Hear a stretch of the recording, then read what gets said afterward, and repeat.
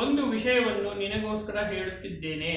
ರಾಜ್ಯಕ್ಕಾಗಿ ಕೌರವರಿಗೂ ಪಾಂಡವರಿಗೂ ವಿವಾದ ಹುಟ್ಟಿದಾಗ ಧರ್ಮಾತ್ಮರಾದ ಪಾಂಡವರು ಕೌರವರ ಕೀಟಲೆಯನ್ನು ತಡೆಯಲಾರದೆ ಕೃಷ್ಣ ಪರಮಾತ್ಮನನ್ನು ಶರಣು ಹೊಂದಿ, ಎಲೆ ಶ್ರೀಹರಿಯೇ, ನ್ಯಾಯವಾಗಿ ನಮಗೆ ಬರಬೇಕಾದ ರಾಜ್ಯವು ಬಾರದೆ ತೊಂದರೆಯುಂಟಾಗಿದೆ.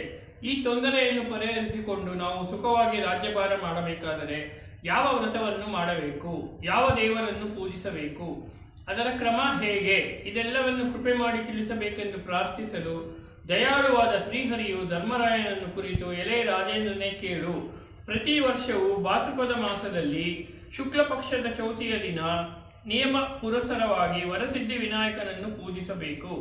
ಅಥವಾ ತನಗೆ ಭಕ್ತಿ ಉಂಟಾದ ಯಾವ ಚೌತಿಯ ದಿನವಾದರೂ ವಿನಾಯಕ ವ್ರತವನ್ನು ಮಾಡಬಹುದು. ವ್ರತ ಮಾಡುವ ದಿನ ಸಾಧಕನು ಬೆಳಗ್ಗೆ ಎಳ್ಳೆಣ್ಣೆಗಳಿಂದ ಮಂಗಳ ಸ್ನಾನವನ್ನು ಮಾಡಿ ನಿತ್ಯ ಕರ್ಮವನ್ನು ತೀರಿಸಿದ ನಂತರ ಮಧ್ಯಾಹ್ನದಲ್ಲಿ ಶುಭ ವಸ್ತ್ರಾಲಂಕೃತರಾಗಿ ಶುದ್ಧಾತ್ಮನಾಗಿ ಮಹಾಗಣಪತಿಯನ್ನು ಪೂಜಿಸಬೇಕು.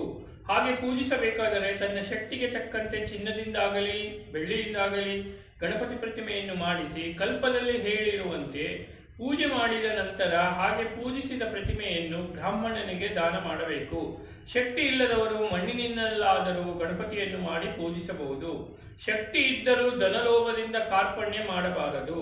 ಗಣಪತಿಯ ವಿಗ್ರಹವನ್ನು ಮಾಡಬೇಕಾದರೆ ಏಕದಂತನು ಶೂರ್ಪಕರ್ಣನು ಚತುರ್ಭುಜನೂ ಆದ ಒಂದು ಕೈಯಲ್ಲಿ ಪಾಶವನ್ನು, ಇನ್ನೊಂದು ಕೈಯಲ್ಲಿ ಅಂಕುಶವನ್ನು, ಒಂದು ಹಸ್ತದಲ್ಲಿ ಕಡುಬನ್ನು, ಮತ್ತೊಂದು ಕೈಯಲ್ಲಿ ಅಭಯ ಮುದ್ರೆಯನ್ನು ವಹಿಸಿರುವಂತೆ ಕಾಣಬೇಕು.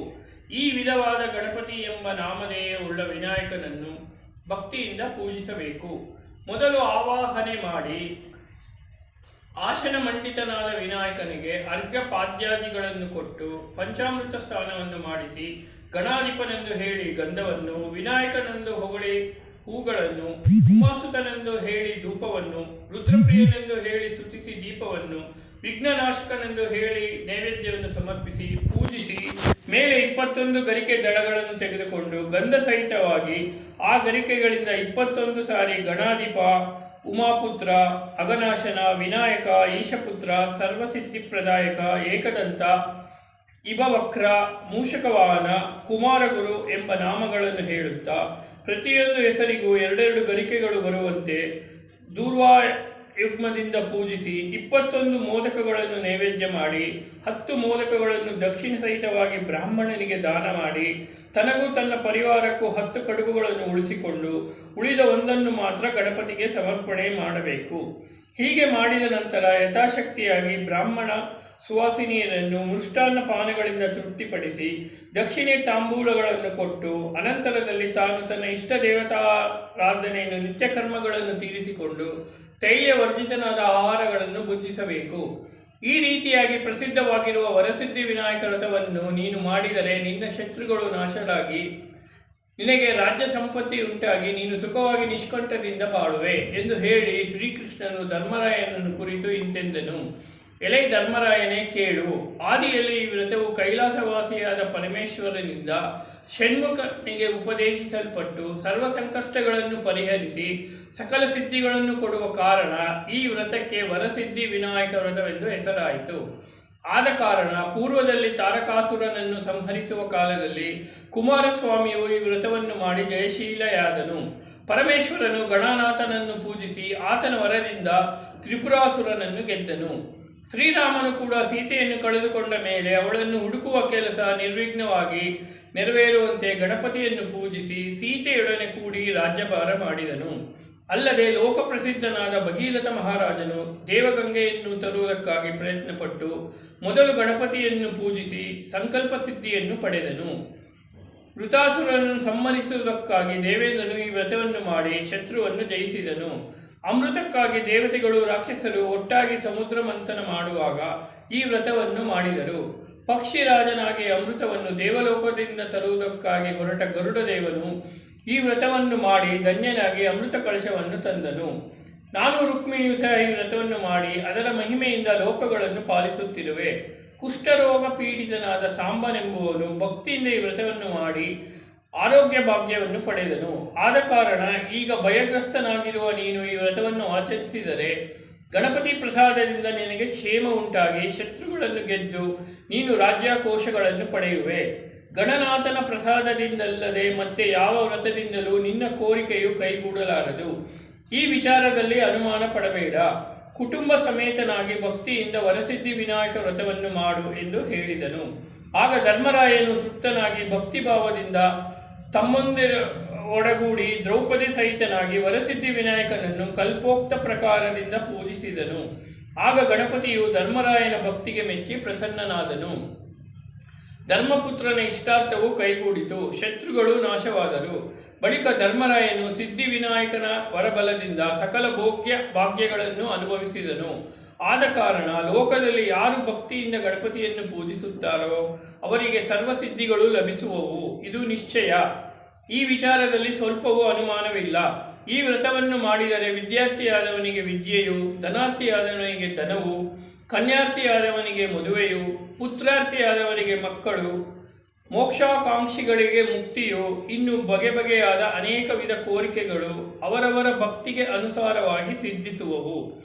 ಅಲ್ಲದೆ ಈ ವ್ರತವನ್ನು ಮಾಡುವುದಕ್ಕೆ ಪ್ರಾರಂಭಿಸಿದಾಗಲೂ ಮೊದಲು ಗಣಪತಿಯನ್ನು ಪೂಜಿಸಿ ಆ ಬಳಿಕ ಆಯಾ ವ್ರತಗಳನ್ನು ಮಾಡಬೇಕು. ಹಾಗಿಲ್ಲವಾದರೆ ಯಾವ ವ್ರತವೂ ಸಿದ್ಧಿಸಲಾರದು. ಆದ ಕಾರಣ ವಿದ್ಯಾರಂಭ, ವಿವಾಹ, ಪ್ರಯಾಣ, ಗೃಹ ಪ್ರವೇಶ, ಬಂಧು ದರ್ಶನ, ವ್ಯಾಪಾರ, ವ್ಯವಸಾಯ ಮೊದಲಾದ ಸಕಲ ಕಾರ್ಯಗಳಲ್ಲಿಯೂ ಗಣಪತಿಯನ್ನು ಪೂಜಿಸಬೇಕು. ಹಾಗೆ ಪೂಜಿಸುವುದರಿಂದ ಅಣಿಮಾದಿ ಸಿದ್ಧಿಗಳು, ಅಷ್ಟಮಾತೃಕೆಯರು, ತ್ರಿಮೂರ್ತಿಗಳು, ಅಷ್ಟದಿಕ್ಪಾಲಕರು, ಸಮಸ್ತ ದೇವತೆಗಳು ತೃಪ್ತರಾಗುವರು. ಕನ್ಯೆಯು ಈ ವ್ರತವನ್ನು ಮಾಡಿದರೆ ಉತ್ತಮವಾದ ಪತಿಯು ದೊರೆಯುವನು. ಸುಮಂಗಲಿಯರು ಆಚರಿಸಿದರೆ ಬಹುಕಾಲ ಸೌಮಂಗಲ್ಯವನ್ನು ಅನುಭವಿಸುವರು.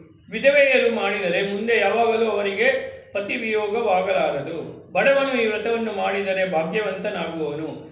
ಈ ಅರ್ಥದಲ್ಲಿ ಸಂಶಯವೇ ಇಲ್ಲವೆಂದು ಹೇಳಿ ಸೂತ ಮಹಾಮುನಿಯು ಋಷಿಗಳನ್ನು ಕುರಿತು ಮತ್ತೆ ಇಂತೆಂದು ಹೇಳತೊಡಗಿದನು ಎಂಬಲ್ಲಿಗೆ ವರಸಿದ್ಧ ವಿನಾಯಕ ವ್ರತದ ಕಥೆಯು ಮುಗಿಯಿತು. ಅಥ ಶಮಂತಕೋಪಾಖ್ಯಾನ ಕಥ ಸಂಗ್ರಹ. ಕೇಳೈ ಧರ್ಮರಾಯನೇ, ಭಾದ್ರಪದ ಶುಕ್ಲ ಚೌತಿಯ ದಿನ ಶಿವಲೋಕದಲ್ಲಿ ಪೂಜಾ ದಿನವಾಗಿ ಮಹೋತ್ಸವ ನಡೆಯುವುದರಿಂದ ಆ ದಿನ ಬಹು ಮುಖ್ಯವಾದದ್ದು. ಆ ದಿನ ಭಕ್ತವಂತನಾಗಿ ನಿಯಮದಿಂದ ನಿತ್ಯ ಕರ್ಮಗಳನ್ನು ತೀರಿಸಿಕೊಂಡು ಉಪವಾಸದಿಂದ ಗಣನಾಥನನ್ನು ಪೂಜಿಸಿದವರಿಗೆ ಅಧಿಕವಾಗಿ ಫಲ ಉಂಟಾಗುವುದು. ಅಲ್ಲದೆ ಆ ದಿನ ಯಾರು ಚಂದ್ರ ದರ್ಶನವನ್ನು ಮಾಡುತ್ತಾರೋ ಅವರಿಗೆ ಎಂದಿಗೂ ಇಲ್ಲದ ಮಿಥ್ಯಾಪವಾದವು ಸಂಭವಿಸುವುದು. ಹಾಗೆ ಉಂಟಾದ ಅಪವಾದವನ್ನು ಹೋಗಲಾಡಿಸಬೇಕಾದರೆ ಮುಂದೆ ಹೇಳುವ ಈ ಶಮಂತೋಪಾಖ್ಯಾನವನ್ನು ಕೇಳಿ ಈ ಕಥೆಯನ್ನು ಶ್ರವಣ ಮಾಡಿದ ನಂತರ ಸಿಂಹಪ್ರಸನಮವಧಿಹಿ ತಿನ್ಸೋ ಜಾಂಬವತ ಹತಃ ಸುಕುಮಾರಕ ಮಾರೋಧಿ ತವ ಹೇಷಃ ಶಮಂತಕಃ ಎಂಬ ಶ್ಲೋಕವನ್ನು ಜಪಿಸಬೇಕು. ಹೇಗೆಂದರೆ ಸೂರ್ಯನು ಕನ್ಯಾ ರಾಶಿಯಲ್ಲಿರುವಾಗ ಶುಕ್ಲ ಪಕ್ಷದ ಚತುರ್ಥಿಯಲ್ಲಿ ಯಾರು ಚಂದ್ರನನ್ನು ನೋಡುವವರೋ ಅವರಿಗೆ ಇಲ್ಲದ ಅಪವಾದ ಉಂಟಾಗುವುದು. ಈ ಅಪವಾದವನ್ನು ಪರಿಹರಿಸಿಕೊಳ್ಳಬೇಕಾದರೆ ಶಮಂತೋಪಾಖ್ಯಾನದ ಕಥೆಯನ್ನು ಸಾಗ್ರವಾಗಿ ಕೇಳಿ ಮೇಲೆ ಹೇಳಿದ ಶ್ಲೋಕವನ್ನು ಪಠಿಸಬೇಕು ಎಂದು ಸನತ್ಕುಮಾರನಿಗೆ ಶಿವಯೋಗಿಯಾದ ನಂದಿಕೇಶ್ವರನು ಹೇಳಿದನು. ಸರ್ವ ವ್ರತಗಳಲ್ಲಿಯೂ ಶ್ರೇಷ್ಠವಾದ ಗಣಪತಿಯು ವ್ರತದ ಮಹಿಮೆಯನ್ನು ನಿಮಗೋಸ್ಕರವಾಗಿ ಹೇಳುವೆನು ಕೇಳಿ. ಪ್ರತಿ ವರ್ಷವೂ ಭಾದ್ರಪದ ಮಾಸದಲ್ಲಿ ಶುಕ್ಲ ಪಕ್ಷದ ಚೌತಿಯ ದಿನ ವಿಧಿವತ್ತಾಗಿ ಭಕ್ತಿಯಿಂದ ಭಗವಂತನಾದ ಗಣಪತಿಯನ್ನು ಅರ್ಚಿಸಬೇಕು. ಗಂಡಸರಾಗಲಿ ಹೆಂಗಸರಾಗಲಿ ಶುಭಕಾಂಕ್ಷಿಗಳಾದ ಯಾರೇ ಆಗಲಿ ಈ ವ್ರತವನ್ನು ಭಕ್ತಿಯಿಂದ ಮಾಡಿದರೆ ಅದರಿಂದ ಗಣನಾಥನು ಸಂತುಷ್ಟನಾಗಿ ಅಂಥವರ ಕಷ್ಟ ಪರಂಪರೆಗಳನ್ನು ದೂರ ಮಾಡುವವನು. ಈ ವ್ರತದ ಮಹಿಮೆಯಿಂದ ವಿಘ್ನ ಪರಂಪರೆಗಳು ದೂರವಾಗಿ ಅಪವಾದವು ನಿವಾರಣೆಯಾಗುವುದು. ಆದ ಕಾರಣ ಅರಣ್ಯವಾಸದಲ್ಲಿರುವಾಗಲೂ ಉಂಟಾಗುವ ಕಷ್ಟಗಳನ್ನು ಪರಿಹರಿಸಲು ಈ ವ್ರತವು ಬಹು ಮುಖ್ಯವಾದದ್ದು. ಇದಕ್ಕಿಂತ ಅನ್ಯವಾದ ವ್ರತ ಯಾವುದೂ ಇಲ್ಲ ಎಂದು ನಂದಿಕೇಶ್ವರನು ಹೇಳಲು ಸನತ್ಕುಮಾರನು ಭಕ್ತಿವಂತನಾಗಿ ನಂದಿಕೇಶ್ವರನನ್ನು ಕುರಿತು, ಎಲೆ ಶಿವಭಕ್ತಿ ದುರಂದರನೇ, ಈ ವ್ರತವನ್ನು ಪೂರ್ವಕಾಲದಲ್ಲಿ ಯಾರು ಮಾಡಿದರು? ಇದರ ಮಹಿಮೆಯು ಭೂಲೋಕದಲ್ಲಿ ಹೇಗೆ ಹರಡಿಕೊಂಡಿತು? ಇದೆಲ್ಲವನ್ನು ತನಗೆ ವಿಸ್ತಾರವಾಗಿ ಹೇಳಬೇಕೆಂದು ಕೇಳಲು ನಂದಿಕೇಶ್ವರನು ಹೀಗೆ ಹೇಳಲಾರಂಭಿಸಿದನು. ಪೂರ್ವದಲ್ಲಿ ಸರ್ವತಂತ್ರ ಸ್ವತಂತ್ರನಾದ ಶ್ರೀಕೃಷ್ಣನು ತ್ರಿಲೋಕ ಸಂಚಾರಿಯಾದ ನಾರದ ಮಹರ್ಷಿಯ ಅನುಜ್ಞೆಯಂತೆ ಈ ವ್ರತವನ್ನು ಮಾಡಿ ತನಗೆ ಬಂದಿದ್ದ ಅಪವಾದಗಳನ್ನು ಕಳೆದುಕೊಂಡನು ಎನ್ನುವಲ್ಲಿ ಈ ವ್ರತದ ಮಹಾತ್ಮೆಯನ್ನು ಏನು ಹೇಳಲಿ ಎನ್ನಲು ಸನತ್ಕುಮಾರನು ಆಶ್ಚರ್ಯಭರಿತನಾಗಿ, ಎಲೆ ನಂದಿಕೇಶ್ವರನೇ, ಷಡ್ಗುಣೈಶ್ವರ್ಯ ಸಂಪನ್ನನಾಗಿ ಸೃಷ್ಟಿ ಸ್ಥಿತಿ ಲಯಗಳಿಗೆ ಕಾರಣನಾದ ಶ್ರೀಹರಿಗೆ ಅಪವಾದ ಉಂಟಾದದ್ದು ಹೇಗೆ? ಇದು ಪರಮಾಶ್ಚರ್ಯಕರವಾಗಿದೆ. ಈ ವಿವರವನ್ನು ನನಗೆ ವಿಸ್ತರಿಸಿ ಹೇಳಬೇಕೆಂದು ಬೇಡಿಕೊಂಡನು. ಆಗ ನಂದಿಕೇಶ್ವರನು, ಎಲೆ ಋಷಿವರ್ಯನೇ, ಹಾಗಾದರೆ ಈ ಕಥೆಯನ್ನು ಹೇಳುವೆನು ಕೇಳು. ಪರಬ್ರಹ್ಮ ಸ್ವರೂಪಿಯಾದ ಭಗವಂತನು ಭೂಭಾರ ನಿವಾರ್ತವಾಗಿ ವಸುದೇವನ ಹೊಟ್ಟೆಯಲ್ಲಿ ಶ್ರೀಕೃಷ್ಣನಾಗಿ ಹುಟ್ಟಿದನು. ಇದಕ್ಕೆ ಮೊದಲು ಶೇಷಾಂಶದಿಂದ ಹುಟ್ಟಿದ ಬಲರಾಮನು ಶ್ರೀಕೃಷ್ಣನಿಗೆ ಅಣ್ಣನಾದನು. ಇವರಿಬ್ಬರ ಅತ್ಯುತ್ಸಾಹದಿಂದ ಮಧುರೆಯಲ್ಲಿ ಬಾಳುತ್ತಿದ್ದಾಗ ದುಷ್ಟನಾದ ಜರಾಸಂಧನ ಬಾಧೆಯನ್ನು ತಾಳಲಾರದೆ ವಿಶ್ವಕರ್ಮನ ಮೂಲಕವಾಗಿ ದಿವ್ಯ ಸುಂದರ ಭವನಗಳುಳ್ಳ ದ್ವಾರಕಾ ನಗರವನ್ನು ನಿರ್ಮಿಸಿ ಅದರ ಮಧ್ಯದಲ್ಲಿ ಸುಂದರವಾದ ಅರಮನೆಯನ್ನು ಕಟ್ಟಿಸಿಕೊಂಡು 16,000 ಗೋಪಿಕಾಸ್ತ್ರೀಯರ ಸಮೇತನಾಗಿ ಅಷ್ಟಮಹಿಷಿಯರೊಂದೊಡಗೂಡಿ ಆ ಪಟ್ಟಣದಲ್ಲಿ ತನ್ನವರಾದ ಯಾದವರು 11,000 ಕೋಟಿ ವಾಸಿವಾಗಿರುವುದಕ್ಕೆ ಅನುಕೂಲವಾದ ಮನೆಗಳನ್ನು ಕಟ್ಟಿಸಿ ಆ ಪಟ್ಟಣದ ದೊರೆತನವನ್ನು ಯಾದವ ಅರಸನಾದ ಉಗ್ರಸೇನ ರಾಯನಿಗೆ ಕೊಟ್ಟು ತಾನು ಸುಖದಿಂದ ವಾಸ ಮಾಡುತ್ತಿದ್ದನು. ಆ ಉಗ್ರಸೇನ ರಾಯನಿಗೆ ಸತ್ರಾಜಿತ ಪ್ರಸೇನರೆಂಬ 2 ಮಕ್ಕಳಾದರು. ಆ ಮಕ್ಕಳಲ್ಲಿ ಸತ್ರಾಜಿತನು ನಿರಶನ ವ್ರತವನ್ನು ಹಿಡಿದು ಸೂರ್ಯ ಭಗವಂತನನ್ನು ಪ್ರಾರ್ಥಿಸಿ ಬಹುಕಾಲ ತಪಸ್ಸು ಮಾಡಿ ಸೂರ್ಯನನ್ನು ಹೊಗಳಿ ಸ್ತೋತ್ರ ಮಾಡತೊಡಗಿದನು. ಅವನ ಭಕ್ತಿ ಭಾವಕ್ಕೆ ಮೆಚ್ಚಿ ಸೂರ್ಯದೇವನು ಪ್ರತ್ಯಕ್ಷನಾಗಿ, ಎಲೆ ಭಕ್ತಾಗ್ರಣಿಯೇ, ನಿನ್ನ ತಪಸ್ಸಿಗೆ ನಾನು ಮೆಚ್ಚಿದೆನು. ನಿನಗೆ ಬೇಕಾದ ಇಷ್ಟಾರ್ಥವನ್ನು ಕೇಳು, ಕೊಡುವೆನೆಂದು ಹೇಳಿದರು. ಆಗ ಸತ್ರಾಜಿತನು ನಿನ್ನ ಕೊರಳಿನಲ್ಲಿರುವ ಶಮಂತಕ ಮಣಿಯನ್ನು ಅನುಗ್ರಹಿಸಬೇಕೆಂದು ಪ್ರಾರ್ಥಿಸಲು ಸೂರ್ಯನು ಅಸನ್ಮುಖಿಯಾಗಿ ತನ್ನ ಕೊರಳಿನಲ್ಲಿದ್ದ ರತ್ನಮಾಲಿಕೆಯಲ್ಲಿ 1 ಮಣಿಯನ್ನು ತೆಗೆದುಕೊಂಡು ಸತ್ರಾಜಿತನ ಕೈಗೆ ಕೊಟ್ಟು, ಎಲೆ ಭಕ್ತವರ್ಯನೇ, ಈ ಮಣಿಯು ಸರ್ವಶ್ರೇಷ್ಠವಾದದ್ದು. ಇದನ್ನು ಸದಾ ಶುಚಿಭೂತನಾಗಿದ್ದವನೇ ಧರಿಸಬೇಕು. ಅಶುಚಿಯೂ ಅನಾಚಾರವೂ ಉಂಟಾದರೆ ಇದು ಧರಿಸತಕ್ಕವನು ನಾಶ ಮಾಡುವುದು. ಇದೂ ಅಲ್ಲದೆ ಈ ಶಮಂತಕ ರತ್ನವು ದಿನವೊಂದಕ್ಕೆ 8 ಬಾರದ ತೂಕ ಚಿನ್ನವನ್ನು ಕೊಡುವುದರಿಂದ ಇದು ಇದ್ದ ಕಡೆ ದಾರಿದ್ರ್ಯದ ಸುಳಿವೇ ಇಲ್ಲದಂತಾಗುವುದು. ಆದ ಕಾರಣ ಅಮೃತ ರೂಪವಾದ ಈ ದಿವ್ಯ ರತ್ನವನ್ನು ನೀನು ಜಾಗರೂಕನಾಗಿ ಧರಿಸಿಕೊಂಡಿರು ಎಂದು ಹೇಳಿ ಅಂತರ್ಧಾನನಾದನು. ಆ ಬಳಿಕ ಸತ್ರಾಜಿತನು ಹರ್ಷಯುಕ್ತನಾಗಿ ಆ ಮಣಿಯನ್ನು ಕಂಠದಲ್ಲಿ ಹಾಕಿಕೊಂಡು ದ್ವಾರಕಾ ನಗರಕ್ಕೆ ಬರುತ್ತಿದ್ದನು. ಅದರ ಪ್ರಕಾಶದಿಂದ ಅವನನ್ನು ನೋಡಿದವರೆಲ್ಲರೂ ಇದೇನು ಎಂದು ಭ್ರಾಂತರಾಗಿ ನೋಡತೊಡಗಿದರು. ಸ್ವಲ್ಪ ಹೊತ್ತಿನ ಮೇಲೆ ಸತ್ರಾಜಿತನು ಪಟ್ಟಣಕ್ಕೆ ಬಂದದ್ದನ್ನು ಕಂಡು, ಓಹೋ, ಇವನು ಸೂರ್ಯನಲ್ಲ, ಸೂರ್ಯದೇವನ ವರಬಲದಿಂದ ಸಂಪಾದಿಸಿದ ರತ್ನವನ್ನು ಧರಿಸಿಕೊಂಡಿರುವ ಸತ್ರಾಜಿತನೆಂದು ನಿರ್ಧರಿಸಿ ಸುಮ್ಮನಾದರು. ಆ ಬಳಿಕ ಸತ್ರಾಜಿತನು, ಈ ರತ್ನವು ತನ್ನಲ್ಲಿದ್ದರೆ ಕೃಷ್ಣನು ತನಗೆ ಬೇಕೆಂದು ನನ್ನನ್ನು ಕೇಳುವನು. ಕೇಳಿದ ಮೇಲೆ ಕೊಡದಿದ್ದರೆ ಹೇಗಾದರೂ ಅದನ್ನು ಅಪಹರಿಸಿಕೊಳ್ಳುವನು ಎಂದು ಅನುಮಾನಪಟ್ಟು ತನ್ನ ತಮ್ಮನಾದ ಪ್ರಸೇನನಿಗೆ ಕೊಟ್ಟನು. ಪ್ರಸೇನನು ಶಮಂತಕ ಮಣಿಯನ್ನು ಧರಿಸಿಕೊಂಡು ಉತ್ಸಾಹಭರಿತನಾಗಿರುತ್ತಾ ಒಂದಾನೊಂದು ದಿನ ಮಣಿ ಸಹಿತವಾಗಿ ಕುದುರೆಯನ್ನೇರಿ ಬೇಟೆಗಾಗಿ ಹೊರಟು ಅರಣ್ಯಕ್ಕೆ ಹೋಗಿ ಬೇಟೆಯಾಡುತ್ತಿದ್ದನು.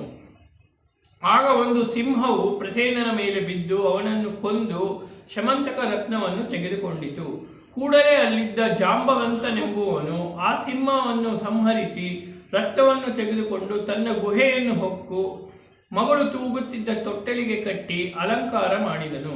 ಇತ್ತ ಪ್ರಸೇನನ ಜೊತೆಯಲ್ಲಿ ಬೇಟೆಗಾಗಿ ಶ್ರೀಕೃಷ್ಣನು ಅರಣ್ಯಕ್ಕೆ ಹೋಗಿದ್ದು ವ್ಯಾಜ್ಯಾಂತರದಿಂದ ಒಬ್ಬರೊಬ್ಬರು ಒಂದೊಂದು ಕಡೆ ಹೋಗಲು ಪ್ರಸೇನನನ್ನು ಹುಡುಕಲಾಗದೆ ಶ್ರೀಕೃಷ್ಣನು ಊರಿಗೆ ಬಂದು ಸೇರಿದನು.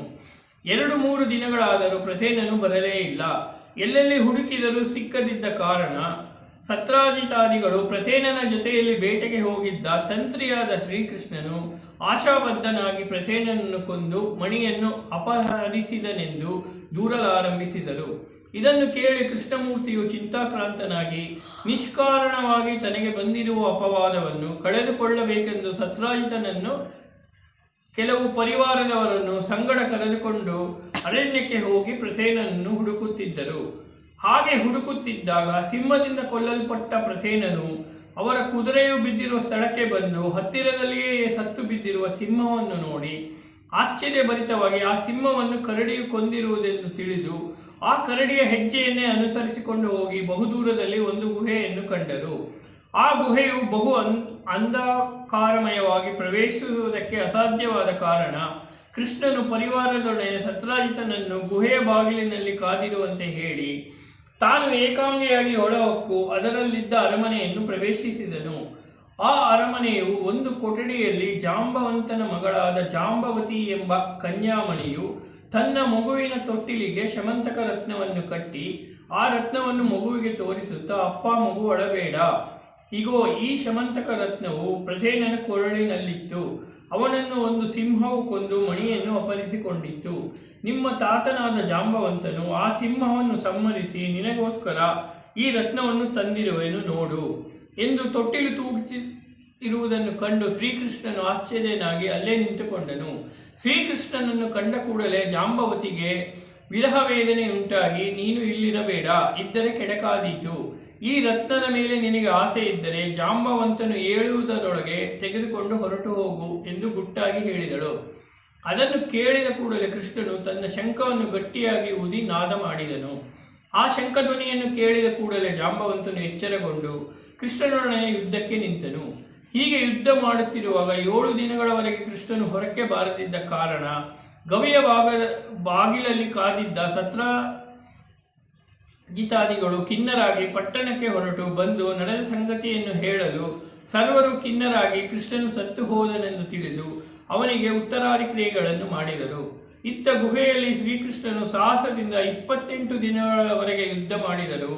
ಅವನನ್ನು ಜಯಿಸುವುದಕ್ಕಾಗದೆ ಇವನು ದೈವಭಕ್ತನೂ ಅಲ್ಲದೆ ಕೇವಲ ವೃದ್ಧನು ಆದ ಕಾರಣ ಇವನನ್ನು ಉಪಾಯಾಂತರದಿಂದ ಗೆಲ್ಲಬೇಕೆಂದು ಯೋಚಿಸಿ ಯುದ್ಧಕ್ಕೆ ಮಧ್ಯದಲ್ಲಿ ವಿಶ್ವರೂಪವನ್ನು ಜಾಂಬವಂತನಿಗೆ ತೋರ್ಪಡಿಸುತ್ತಾ ಬರಲು ಅದರಿಂದ ಜ್ಞಾನೋದಯ ಉಂಟಾಗಿ ಜಾಂಬವಂತನು ನನ್ನೆದುರಿಗೆ ನಿಂತು ಯುದ್ಧ ಮಾಡತಕ್ಕ ಧೀರರೇ ಇಲ್ಲ. ಹೀಗಿರುವಲ್ಲಿ ಇವನು 28 ದಿನಗಳವರೆಗೆ ಅನ್ನ ಆಹಾರಗಳಿಲ್ಲದೆ ಯುದ್ಧ ಮಾಡಿದರೂ ಸಾಯದೇ ಇರುವನು. ಇವನು ಶ್ರೀಹರಿಯರಲ್ಲದೆ ಮತ್ಯಾರೂ ಅಲ್ಲ. ಹಿಂದೆ ತ್ರೇತಾಯುಗದಲ್ಲಿ ನನಗೆ ಸ್ವಾಮಿಯಾಗಿದ್ದ ಶ್ರೀರಾಮಚಂದ್ರನೇ ಈತನೆಂದು ತಿಳಿದು ಭಕ್ತಿಯುಕ್ತನಾಗಿ ಕೃಷ್ಣನನ್ನು ಹೊಗಳಿ ಸ್ತುತಿಸಿ ತನ್ನ ಮಗಳಾದ ಜಾಂಬವತಿಯನ್ನು ಕೊಟ್ಟು ಮದುವೆ ಮಾಡಿ ಶಮಂತಕ ಮಣಿಯನ್ನು ಕೊಟ್ಟು ನಮಸ್ಕರಿಸಿ ಇದನ್ನು ಸ್ವೀಕರಿಸಿ ಅನುಗ್ರಹಿಸಬೇಕೆಂದು ಬೇಡಿಕೊಂಡನು. ಆಗ ಸಂತೋಷಭರಿತನಾದ ಶ್ರೀಕೃಷ್ಣನು ಶಮಂತಕ ಮಣಿಯನ್ನು ತೆಗೆದುಕೊಂಡು ಜಾಂಬವತಿಯೊಂದಿಗೆ ಬಂದು ದ್ವಾರಕಾಪಟ್ಟಣವನ್ನು ಹೊಕ್ಕಿ ರಾಜನ ಸಭೆಯಲ್ಲಿ ಸರ್ವರಿಗೂ ತಿಳಿಯುವಂತೆ ನಡೆದ ಸಂಗತಿಯನ್ನು ಜಾಂಬವತಿಯಿಂದ ಹೇಳಿಸಿ ಆ ರತ್ನವನ್ನು ಸತ್ರಾಜಿತನಿಗೆ ಕೊಟ್ಟನು. ಆಗ ಸತ್ರಾಜಿತನು ನಿಷ್ಕಾರಣವಾಗಿ ಕೃಷ್ಣನನ್ನು ದೂರಿದ ಅಪರಾಧವನ್ನು ಕಳೆದು ಕೊಳ್ಳುವುದಕ್ಕಾಗಿ ತನ್ನ ಮಗಳಾದ ಸತ್ಯಭಾಮಾದೇವಿಯನ್ನು ಕೃಷ್ಣನಿಗೆ ಮದುವೆ ಮಾಡಿಕೊಟ್ಟು ಅವಳಿಗೆ ಆ ಶಮಂತಕ ಮಣಿಯನ್ನು ಬಳುವಳಿಯಾಗಿ ಕೊಟ್ಟನು. ಅಂದಿನಿಂದ ಶಮಂತಕ ರತ್ನವು ಸತ್ಯಭಾಮೆಯ ಬಳಿಯಲ್ಲಿರುತ್ತಿತ್ತು. ಹೀಗಿರುವಾಗ ಒಂದು ದಿನ ಪಾಂಡವರ ದರ್ಶನಕ್ಕಾಗಿ ಕೃಷ್ಣನು ಹಸ್ತಿನಾವತಿಗೆ ಹೋದ ಸಮಯವನ್ನು ಕಾದುಕೊಂಡಿದ್ದು ಆಶಾಬದ್ಧನಾದ ಶತಧ್ವನ್ನನು ಮೋದದಿಂದ ಆ ಮಣಿಯನ್ನು ಸತ್ಯಭಾಮೆಯಿಂದ ಕಿತ್ತುಕೊಂಡು ಸತ್ರಾಜಿತನನ್ನು ಕೊಂದು ಹಾಕಿದನು. ಶ್ರೀಕೃಷ್ಣನು ಬಂದ ಮೇಲೆ ಸತ್ಯಭಾಮೆಯು ಈ ಸಂಗತಿಯನ್ನು ಹೇಳಲು ಕಪಟ ನಾಟಕ ಸೂತ್ರಧಾರಿಯಾದ ಶ್ರೀಕೃಷ್ಣನು ಅಂತರ್ಯದಲ್ಲಿ ಸಂತೋಷಭರಿತನಾಗಿ ಹೊರಗೆ ವಿಷಾದವನ್ನು ತೋರಿಸುತ್ತಾ ಅಣ್ಣನಾದ ಬಲರಾಮನ ಬಳಿಗೆ ಬಂದು ನಡೆದ ಸಂಗತಿಯನ್ನು ವಿವರಿಸಿ ಹೇಳಿ ಶತಧ್ವನ್ವನನ್ನು ಕೊಂದು ಶಮಂತಕ ರತ್ನವನ್ನು ತರುವುದಕ್ಕಾಗಿ ತನಗೆ ಸಹಾಯವಾಗಿ ಬರಬೇಕೆಂದು ಕೇಳಿದನು. ಅದರಂತೆ ರಾಮಕೃಷ್ಣರಿಬ್ಬರು ಯುದ್ಧ ಸನ್ನದ್ಧರಾಗಿ ಬರುತ್ತಿರುವೆಂಬ ವಾರ್ತೆಯನ್ನು ಕೇಳಿ ಶತಧ್ವನ್ವನು ತನ್ನ ಹತ್ತಿರದಲ್ಲಿದ್ದ ಶಮಂತಕ ಮಣಿಯನ್ನು ಅಕ್ರೂರನಿಗೆ ಕೊಟ್ಟು ತಾನು ಕುದುರೆಯನ್ನು ಹೇರಿ ದಕ್ಷಿಣ ದಿಕ್ಕಿಗೆ ಓಡಿ ಹೋದನು. ಆದರೂ ರಾಮಕೃಷ್ಣರು ಅವನನ್ನು ಹಿಂಬಾಲಿಸಿ ಹೋಗುತ್ತಿದ್ದರು.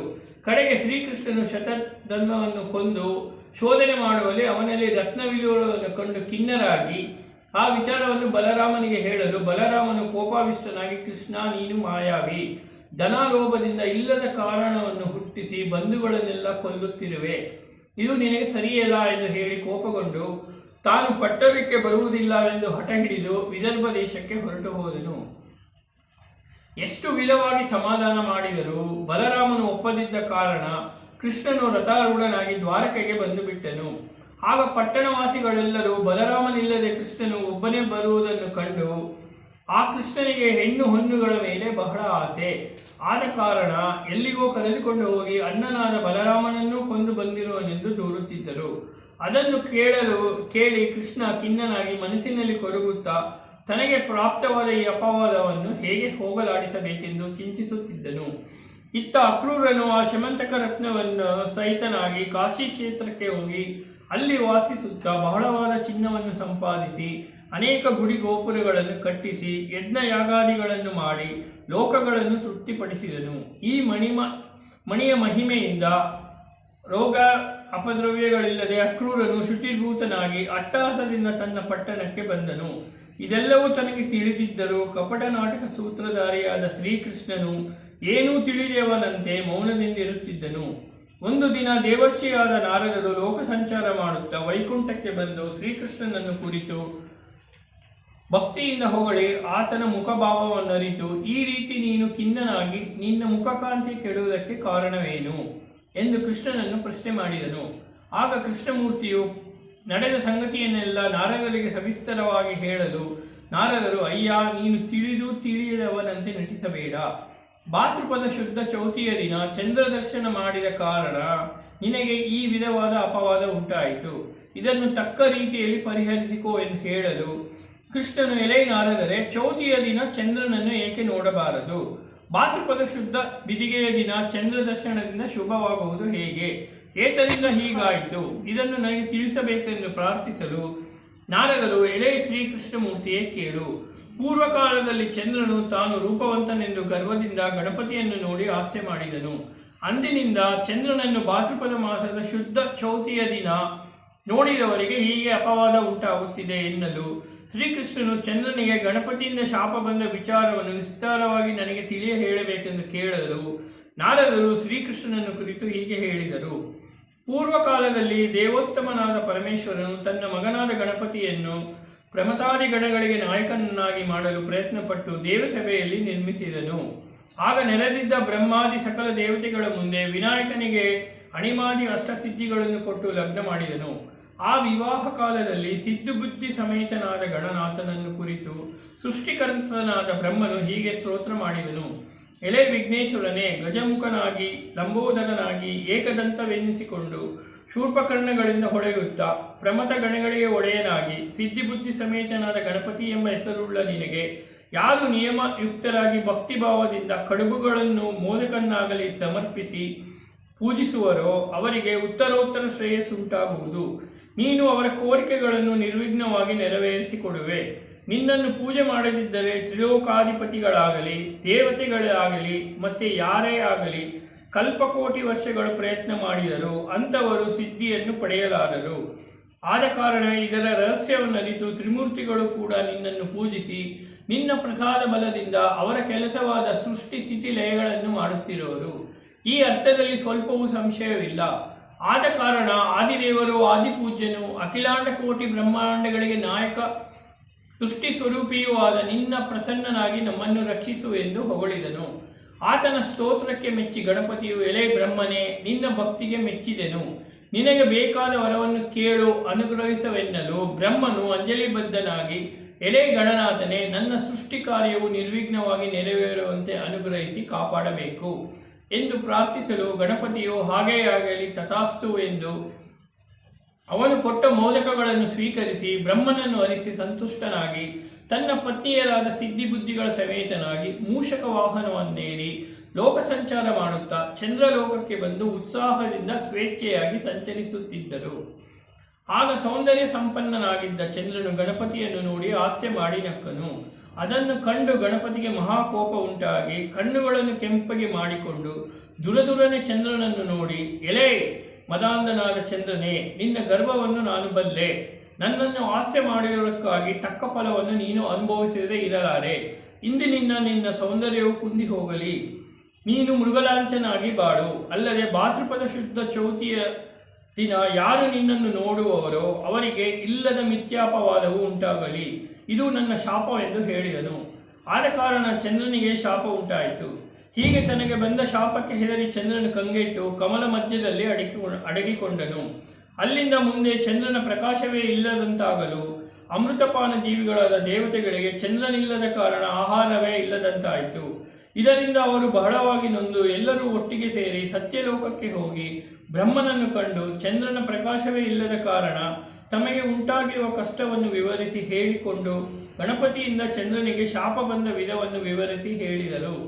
ಅದನ್ನು ಕೇಳಿ ಬ್ರಹ್ಮರು, ಎಲೆ ದೇವತೆಗಳಿರ, ಗಣಪತಿ ಕೊಟ್ಟ ಶಾಪವು ಅವನಿಂದಲೇ ಪರಿಹಾರವಾಗಬೇಕಲ್ಲದೆ ಮತ್ಯಾರಿಂದಲೂ ಸಾಧ್ಯವಾಗಲಾರದು. ತ್ರಿಮೂರ್ತಿಗಳು ಕೂಡ ಅವನನ್ನು ಪೂಜಿಸುತ್ತಿರುವರು. ಆದ ಕಾರಣ ನೀವುಗಳು ಚಂದ್ರನಿಗೆ ಉಪದೇಶ ಮಾಡಿ ಸಂಕಷ್ಟದ ಗಣಪತಿ ವ್ರತವನ್ನು ಮಾಡಿಸಿದರೆ ಅದರಿಂದ ವಿನಾಯಕನು ತೃಪ್ತನಾಗಿ ಚಂದ್ರನಿಗೆ ವಿಶಾಪವನ್ನು ಕೊಡುವನು. ಆ ಬಳಿಕ ನಿಮ್ಮ ಇಷ್ಟಾರ್ಥವು ಕೈಗೂಡುವುದು. ಭಾದ್ರಪದ ಶುದ್ಧ ಚೌತಿಯಲ್ಲಿ ಗಣಪತಿಯನ್ನು ಆರಾಧಿಸಬೇಕು. ಕೃಷ್ಣ ಪಕ್ಷದ ಚೌತಿಯಲ್ಲಿ ಪ್ರದೋಷ ಕಾಲಕ್ಕೆ ಸರಿಯಾಗಿ ಪೂಜೆಯನ್ನು ಪ್ರಾರಂಭಿಸಿ ಚಂದ್ರೋದಯವಾದ ಕೂಡಲೇ ಚಂದ್ರನಿಗೆ ಅರ್ಘ್ಯವನ್ನು ಕೊಟ್ಟು ವ್ರತವನ್ನು ಮುಗಿಸಬೇಕು. ಚಿನ್ನದಿಂದ ಗಣಪತಿಯನ್ನು ಮಾಡಿ ಪೂಜಿಸಿ ಕಡುಬು, ಅತಿರಸ, ಪಕ್ವಾನ್ನ, ಪಾಯಸಗಳ ನೈವೇದ್ಯ ಮಾಡಿ ಬ್ರಾಹ್ಮಣ ಭೋಜನವನ್ನು ಮಾಡಿಸಿ ಅನಂತರ ಈ ಪ್ರತಿಮೆಯನ್ನು ದಾನ ಮಾಡಬೇಕು. ಹೀಗೆ ದಾನ ಮಾಡಿದರೆ ಗಣಪತಿ ಪ್ರಸನ್ನನಾಗಿ ನಿಮ್ಮ ಕೋರಿಕೆಗಳನ್ನು ನೆರವೇರಿಸುವನು ಎಂದು ಹೇಳಲು ದೇವತೆಗಳೆಲ್ಲ ಸಂತುಷ್ಟರಾಗಿ ಚಂದ್ರನ ಬಳಿಗೆ ಬಂದು ಬ್ರಹ್ಮದೇವನ ವಾಕ್ಯವನ್ನು ಅವನಿಗೆ ತಿಳಿಸಿ ಚಂದ್ರನ ಕೈಯಿಂದ ಸಿದ್ಧಿ ಬುದ್ಧಿ ಸಮೇತನಾದ ಗಣಪತಿಯನ್ನು ಪೂಜಿಸಿ ಆವಾಹನಾಗಿ ಷೋಡಶೋಪಚಾರ ಪೂಜೆಗಳನ್ನು ಮಾಡಿಸಿದರು. ಹಾಗೆ ಪೂಜೆ ಮಾಡಿದ ಮೇಲೆ ಚಂದ್ರನಿಗೆ ಜ್ಞಾನೋದಯವಾಗಿ ಆತನ ಬಗೆ ಬಗೆಯ ವಿಧದಿಂದ ಗಣಪತಿಯನ್ನು ಸ್ತೋತ್ರ ಮಾಡಿ ಹೊಗಳುತ್ತಾ, ಅಜ್ಞಾನ ವಶದಿಂದ ನಾನು ನಿನ್ನನ್ನು ಹಾಸ್ಯ ಮಾಡಿದೆನು, ನನ್ನಿಂದ ಮಹಾ ಅಪರಾಧವಾಯಿತು, ಅದನ್ನು ಮನ್ನಿಸಿ ನನ್ನನ್ನು ಉದ್ಧಾರ ಮಾಡಬೇಕೆಂದು ನಮಸ್ಕರಿಸಿದನು. ಆಗ ಚಂದ್ರನ ಭಕ್ತಿಗೆ ಮೆಚ್ಚಿದವನ ಗಣಪತಿ ಸಂತುಷ್ಟನಾಗಿ ನಿನಗೆ ಬೇಕಾದ ವರವನ್ನು ಕೇಳಿಕೋ, ಕೊಡುತ್ತೇನೆ ಎಂದು ಹೇಳಿದನು. ಆಗ ದೇವತೆಗಳಿರು ಚಂದ್ರನಿಗೆ ನೀನು ಕೊಟ್ಟ ಶಾಪವನ್ನು ಪರಿಹರಿಸಬೇಕು, ಇದಕ್ಕಾಗಿ ನೀನು ಪ್ರಸನ್ನನಾಗಿ ಅನುಗ್ರಹ ಮಾಡಬೇಕು ಎಂದು ಬೇಡಿಕೊಂಡರು. ಆಗ ಗಣಪತಿಯು ಮಂದ ಆಸಯುಕ್ತನಾಗಿ, ಇಗೋ ನಿನ್ನ ಭಕ್ತಿಭಾವಕ್ಕೆ ಮೆಚ್ಚಿ ನಾನು ವಿಶಾಪವನ್ನು ಕೊಡುತ್ತೇನೆ, ಸರ್ವರು ಕೇಳಿ. ಭಾದ್ರಪದ ಶುದ್ಧ ಚೌತಿಯಲ್ಲಿ ಚಂದ್ರನನ್ನು ನೋಡಿದವರು ಅಪವಾದಕ್ಕೆ ಗುರಿಯಾಗುವುದು ನಿಜ, ಆದರೆ ಶುದ್ಧ ಬಿದಿಗೆಯಲ್ಲಿ ಚಂದ್ರನ ದರ್ಶನ ಮಾಡಿದವರಿಗೆ ಈ ದೋಷವಿಲ್ಲ ಎಂದು ಹೇಳಲು ಚಂದ್ರನು ಸಂತೋಷದಿಂದ ಗಣಪತಿಯನ್ನು ನೋಡಿ, ಎಲೆ ದೇವನೇ, ನಿನ್ನ ಪೂಜೆಗೆ ಯಾವ ದಿನ ಯೋಗ್ಯವಾದದ್ದು, ಅದನ್ನು ಹೇಗೆ ಮಾಡಬೇಕು ಎಂದು ಕೇಳಲು ಗಣಪತಿಯು ಕೃಷ್ಣ ಪಕ್ಷ ಚೌತಿಯ ದಿನ ಪ್ರದೋಷ ಕಾಲಕ್ಕೆ ನನ್ನ ಪೂಜೆಯನ್ನು ಮಾಡಿ ಕಡುಬುಗಳನ್ನು, ಮೋದಕಗಳನ್ನು ಪಾಯಸ ಸಮೇತವಾಗಿ ನೈವೇದ್ಯಕ್ಕಿಟ್ಟು ರೋಹಿಣಿ ಚಂದ್ರನನ್ನು ಪೂಜೆ ಮಾಡಬೇಕು. ಚಿನ್ನದಿಂದಲೂ ಶಕ್ತಿ ಇಲ್ಲದವರು ಮಣ್ಣಿನಿಂದ ಗಣಪತಿಯನ್ನು ಮಾಡಿಸಿ ಪೂಜೆ ಮಾಡಿ ದಕ್ಷಿಣೆ ಸಹಿತವಾಗಿ ಬ್ರಾಹ್ಮಣರಿಗೆ ದಾನ ಮಾಡಬೇಕು. ಹೀಗೆ ಮಾಡಿದರೆ ಭಕ್ತರ ಕಷ್ಟಗಳೆಲ್ಲವೂ ನಾಶವಾಗುವವು. ಅದೂ ಅಲ್ಲದೆ ಭತ್ತ, ಗೋಧಿ ಮೊದಲಾದ ಧಾನ್ಯದ ಮೇಲೆ ಅಲಂಕರಿಸಿದ ಕಳಶವನ್ನಿಟ್ಟು ಅದರಲ್ಲಿ ಚಿನ್ನದ ಪ್ರತಿಮೆಯಿಂದ ಹಾಕಿ ವಸ್ತ್ರಯುಗ್ಮಗಳನ್ನು ಹೊದಿಸಿ ರಾತ್ರಿ 4 ಯಾಮವೂ ಪೂಜಿಸುತ್ತಾ ಪ್ರತಿ ಯಾಮದಲ್ಲಿಯೂ ಹೊಸ ಹೊಸದಾದ ಕಡುಬುಗಳನ್ನು ನಿವೇದಿಸುತ್ತಾ ರಾತ್ರಿಯಲ್ಲಿ ಜಾಗರಣೆ ಮಾಡಿ ರಕ್ತವಸ್ತ್ರವನ್ನು ಧರಿಸಿ ಧರ್ಮಪತ್ನಿಯೊಂದಿಗೆ ಬ್ರಹ್ಮಚರ್ಯ ವ್ರತಿಯಾಗಿರುತ್ತಾ ಧೂಪ ದೀಪ ನೈವೇದ್ಯಗಳಿಂದ ಅರ್ಚಿಸಿ ಕಬ್ಬನ್ನು, ಕಡುಬನ್ನು ಹೋಮ ಮಾಡಿ ಮಂತ್ರ ಪುರಸ್ಸರವಾಗಿ ಆ ಪ್ರತಿಮೆಯನ್ನು ಬ್ರಾಹ್ಮಣನಿಗೆ ದಾನ ಮಾಡಿ ಯಥೇಚ್ಛವಾಗಿ ದಕ್ಷಿಣೆಯನ್ನು ಕೊಟ್ಟು ಅನಂತರ ಮೌನದಿಂದ ಭೋಜನಕ್ಕೆ ಕುಳಿತು ಹುಳಿ, ಉಪ್ಪು, ಖಾರಗಳನ್ನು ವರ್ಜಿಸಿ ಮಧುರಾಹಾರವನ್ನು ಭುಜಿಸಬೇಕು. ಹೀಗೆ ಮಾಡಿದರೆ ನಾನು ಪ್ರಸನ್ನನಾಗಿ ಅವರ ಕಷ್ಟ ನಷ್ಟಗಳನ್ನೆಲ್ಲ ಕ್ಷಣ ಮಾತ್ರದಲ್ಲಿ ಪರಿಹರಿಸುವನೆಂದು ಗಣಪತಿಯು ಚಂದ್ರನಿಗೆ ಹೇಳಿದನು.